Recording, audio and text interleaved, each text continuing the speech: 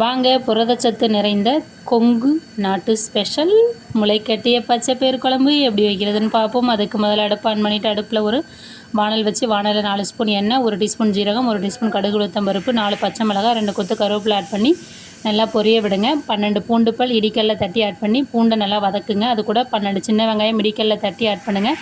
அப்போ தான் குழம்பு ரொம்ப சுவையாக இருக்கும். ஒரு தக்காளி ஆட் பண்ணிக்கிங்க. 1/2 ஸ்பூன் மஞ்சத்தூள் ஆட் பண்ணி தக்காளி நல்லா வதக்குங்க.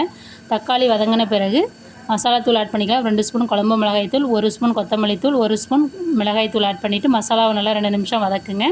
இப்போ நம்ம முளைக்கட்டி வச்சுருக்கிற பச்சை பயிறு 1/2 கப்பு ஆட் பண்ணிவிட்டு மசாலா கூட நல்லா 1 நிமிஷம் நல்லா மிக்ஸ் பண்ணுங்கள் மிதமான தீயில் வச்சு. இப்போ தேவையான அளவு தண்ணி ஆட் பண்ணிக்கிங்க. சுவைக்கேற்ப உப்பு ஆட் பண்ணுங்கள். இன்னும் கொஞ்சம் தண்ணி ஊற்றிக்கலாம், ஏன்னா குழம்பு வந்த பிறகு ரொம்ப கெட்டியாக தடும்பாக இருக்கும். அதனால் ஒரு 10 நிமிஷம் மூடி போட்டு வேக வச்சு திறந்தோன்னா எண்ணெய்லாம் பிரிஞ்சு குழம்பு நல்லா சூப்பராக வெந்து அதோட வாசனை சூப்பராக இருக்குங்க. இட்லி, தோசை, சப்பாத்தி, சாதம் எல்லாத்துக்கும் பக்காவாக இருக்குங்க.